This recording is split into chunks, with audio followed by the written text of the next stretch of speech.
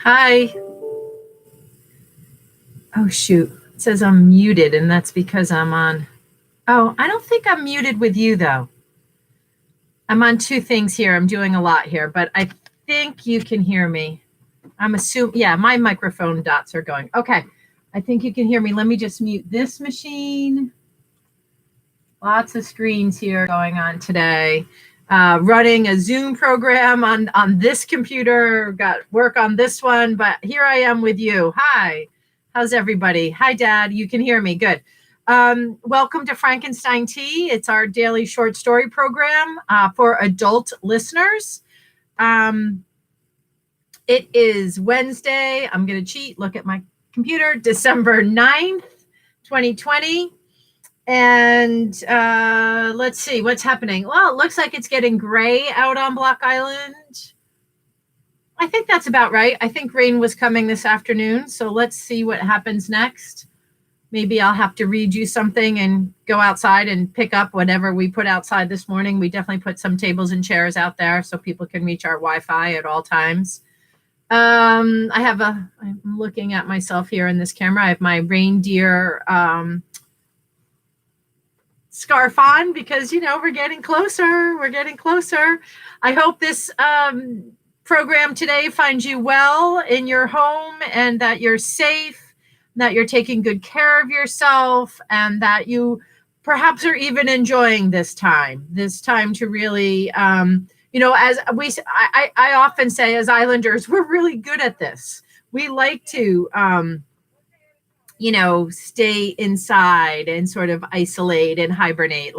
That's what we do here. We're good at it. So I hope that I can send you that spirit of wellness and enjoying this time and not let it be too disconcerting for you or frustrating for you or terrible in any way. That you can find silver linings during this time. And perhaps one of those silver linings is that my dad and I, and maybe my mom is out there and maybe a friend, and we get to say hi. And I get this is a one-way conversation, but know that I look forward to a two-way conversation. Maybe the vaccine is coming. So let's see. I'm going to do that tricky thing where I actually leave this and it won't be a mirror for me. I'm going to read something off the computer today. I have my other Zoom thing shrunk on this side. I have Facebook up because I like to also post to Facebook while I'm on this. So wish me luck. Here I go. I'm going over to this story that I want to read. All right. I think I made it. I think you can still see me, and I'm at my story. So let's start. I have been hunting for Christmas things or holiday reads, and I found some. And we're going to start with this one. This is Reginald's Christmas Revel by H.H. Monroe, also known as Saki.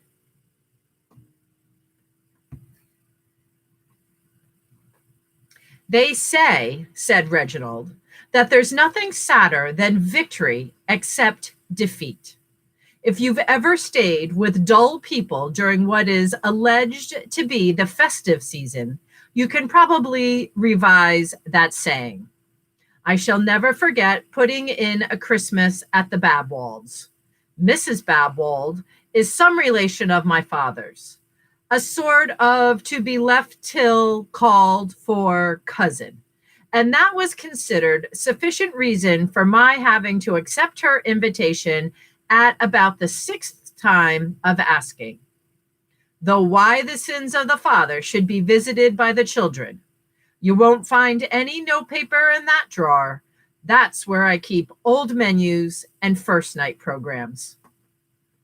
Mrs. Babwald wears a rather solemn personality and has never been known to smile, even when saying disagreeable things to her friends or making out the stores list. She takes her pleasures sadly. A state elephant at a Durbar gives one a very similar impression. Her husband gardens in all weathers. When a man goes out in the pouring rain to brush caterpillars off rose trees, I generally imagine his life indoors leaves something to be desired. Anyway, it must be very unsettling for the caterpillars. Of course, there were other people there. There was a major somebody who had shot things in Lapland or somewhere of that sort. I forgot what they were, but it wasn't for want of reminding. We had them cold with every meal almost, and he was continually giving us details of what they measured from tip to tip, as though he thought we were going to make them warm under things for the winter. I think that should have read, and as though he thought we were going to make them warm under things for the winter. I used to listen to him with a rapt attention that I thought rather suited me. And then one day I quite modestly gave the dimensions of an okapi I had shot in the Lincolnshire fens. The major turned a beautiful Tyrrhenian scarlet. I remember thinking at the time that I should like my bathroom hung in that color. And I think that at that moment he almost found it in his heart to dislike me. Mrs. Babwold put on a first aid to the injured expression and asked him why he didn't publish a book of his sporting reminiscences. It would be so interesting. She didn't remember till afterwards that he had given her 2 fat volumes on the subject, with his portrait and autograph as a frontispiece, and an appendix on the habits of the Arctic mussel. It was in the evening that we cast aside the cares and distractions of the day and really lived. Cards were thought to be too frivolous and empty a way of passing the time, so most of them played what they called a book game. You went out into the hall to get an inspiration, I suppose. Then you came in again with a muffler tied around your neck and looked silly, and the others were supposed to guess that you were Wee McGregor. I held out against the inanity as long as I could, but at last, in a lapse of good nature, I consented to masquerade as a book. Only I warned them that it would take some time to carry out. They waited for the best part of 40 minutes while I went and played wine-glass skittles with the page boy in the pantry. You play it with a champagne cork, you know, and the one who knocks down the most glasses without breaking them wins. I won, with 4 unbroken out of 7. I think William suffered from over-anxiousness. They were rather mad in the drawing room at my not having come back, and they weren't a bit pacified when I told them afterwards that I was at the end of the passage. I never did like Kipling, was Mrs. Babwold's comment when the situation dawned upon her. I couldn't see anything clever in Earthworms out of Tuscany, or is that by Darwin? Of course, these games are very educational, but personally, I prefer bridge. On Christmas evening, we were supposed to be specially festive in the old English fashion. The hall was horribly drafty, but it seemed to be the proper place to revel in, and it was decorated with Japanese fans and Chinese lanterns, which gave it a very old English effect. A young lady with a confidential voice favored us with a long recitation about a little girl who died or did something equally hackneyed, and then the major gave us a graphic account of a struggle he had had with a wounded bear. I privately wish that the bears would win sometimes on these occasions. At least they wouldn't go vaporing about it afterwards. Before we had time to recover our spirits, we were indulged with some thought reading by a young man who one knew instinctively had a good mother and an indifferent tailor.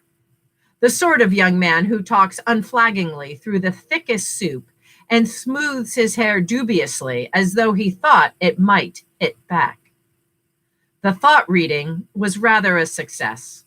He announced that the hostess was thinking about poetry, and she admitted that her mind was dwelling on one of Austen's odes, which was near enough. I fancy she had really been wondering whether a scrag end of mutton and some cold plum pudding would do for the kitchen dinner next day. As a crowning dissipation, they all sat down to play progressive Halma with milk chocolate for prizes. I've been carefully brought up, and I don't like to play games of skill for milk chocolate. So I invented a headache and retired from the scene. I had been preceded a few minutes earlier by Miss Langshen Smith, a rather formidable lady who always got up at some uncomfortable hour in the morning and gave you the impression that she had been in communication with most of the European governments before breakfast. There was a paper pinned on her door with a signed request that she might be called particularly early on the morrow. Such an opportunity does not come twice in a lifetime. I covered up everything except the signature with another notice, to the effect that before these words should meet the eye, she would have ended a misspent life, was sorry for the trouble she was giving, and would like a military funeral. A few minutes later, I violently exploded an air-filled paper bag on the landing and gave a stage moan that could have been heard in the cellars. Then I pursued my original intention and went to bed. The noise those people made in forcing open the good lady's door was positively indecorous. She resisted gallantly, but I believe they searched her for bullets for about a quarter of an hour, as if she had been in a historic battlefield. I hate traveling on Boxing Day, but one must occasionally do things that one dislikes.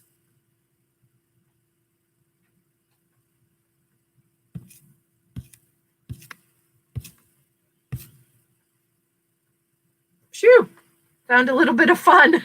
Took me a while, but I found some Christmas fun, and I hope to find more. That one was Reginald's Christmas Revel by H. Munro, also known as Saki, Saki.